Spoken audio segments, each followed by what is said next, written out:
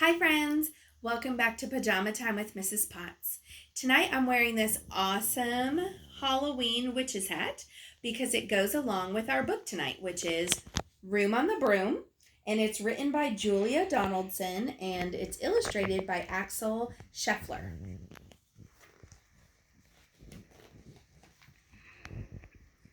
The witch had a cat and a hat that was black, and long ginger hair in a braid down her back. How the cat purred and how the witch grinned as they sat on their broomstick and flew through the wind. But how the witch wailed and how the cat spat when the wind blew so wildly it blew off the hat. Down, cried the witch, and they flew to the ground. They searched for the hat, but no hat could be found. Then out of the bushes on thundering paws there bounded a dog with the hat in his paws. He dropped it politely, then eagerly said, as the witch pulled the hat firmly down on her head, "I am a dog, as keen as can be. Is there room on the broom for a dog like me?" "Yes," cried the witch, and the dog clambered on. The witch tapped the broomstick, and whoosh, they were gone.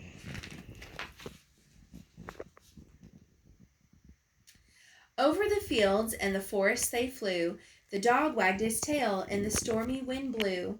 The witch laughed out loud and held on to her hat, but away blew the bow from her braid, just like that.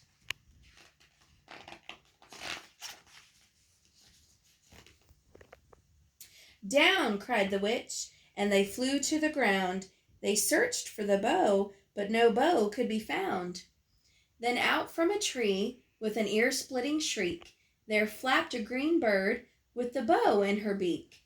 She dropped it politely and bent her head low, then said, as the witch tied her braid in the bow, "I am a bird as green as can be. Is there room on the broom for a bird like me?" "Yes," cried the witch. So the bird fluttered on. The witch tapped the broomstick, and whoosh, they were gone. Over the reeds and the rivers they flew. The birds shrieked with glee, and the stormy wind blew. They shot through the sky to the back of beyond. The witch clutched her bow, but let go of her wand. "Down!" cried the witch, and they flew to the ground. They searched for the wand, but no wand could be found.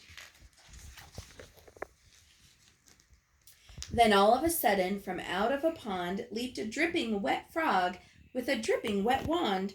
He dropped it politely, then said with a croak, as the witch dried the wand on a fold of her cloak, "I am a frog, as clean as can be.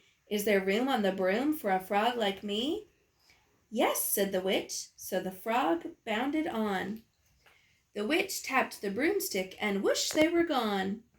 Over the moors and the mountains they flew. The frog jumped for joy, and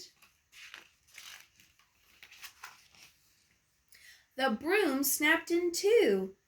Down fell the cat and the dog and the frog. Down they went tumbling into a bog. The witch's half broomstick flew into a cloud, and the witch heard a roar that was scary and loud. "I am a dragon as mean as can be, and witch with French fries tastes delicious to me." "No!" cried the witch, flying higher and higher. The dragon flew after her, breathing out fire. "Help!" cried the witch, flying down to the ground. She looked all around, but no help could be found.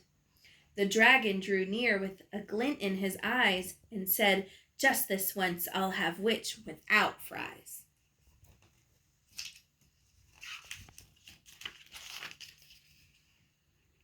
But just as he planned to begin on his feast, from out of the ditch rose a horrible beast. It was tall, dark, and sticky, and feathered and furred. It had 4 frightful heads. It had wings like a bird. And its terrible voice, when it started to speak, was a yowl and a growl and a croak and a shriek. It dripped and it squelched as it strode from the ditch, and it said to the dragon, "Buzz off, that's my witch." The dragon drew back and he started to shake. "I'm sorry," he spluttered. "I made a mistake. It's nice to have met you, but now I must fly." And he spread out his wings and was off through the sky. Then down flew the bird and down jumped the frog. Down climbed the cat and phew, said the dog. "And thank you, oh thank you," the grateful witch cried. "Without you, I'd be in that dragon's inside."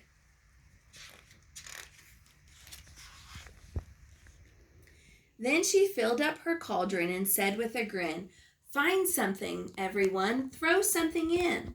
So the frog found a lily, the cat found a cone, the bird found a twig, and the dog found a bone. They threw them all in, and the witch stirred them well, and while she was stirring, she muttered a spell. Iggity, ziggity, zaggity, zoom! Then out rose a truly magnificent broom, with seats for the witch and the cat and the dog, a nest for the bird and a pool for the frog. "Yes," cried the witch, and they all clambered on. The witch tapped the broomstick and whoosh, they were gone. And there they go. Now, our question tonight has to do with the characters in our book. It is, who was the last character to get on the broom? Now, you may have to go back and listen again, but this is a great question to answer. And you can send me that answer through an email to karen.potts@fayette.kyschools.us. Now, if you'd like to also draw me a picture of you on your broom with whoever you want on there, you can send it to me at school at Liberty Elementary, 2585 Liberty Road, Lexington, Kentucky, 40509. Now, our craft tonight to remember this book, I actually made a broom. With some yellow construction paper, I cut out the shape of a broom and I fringed the end.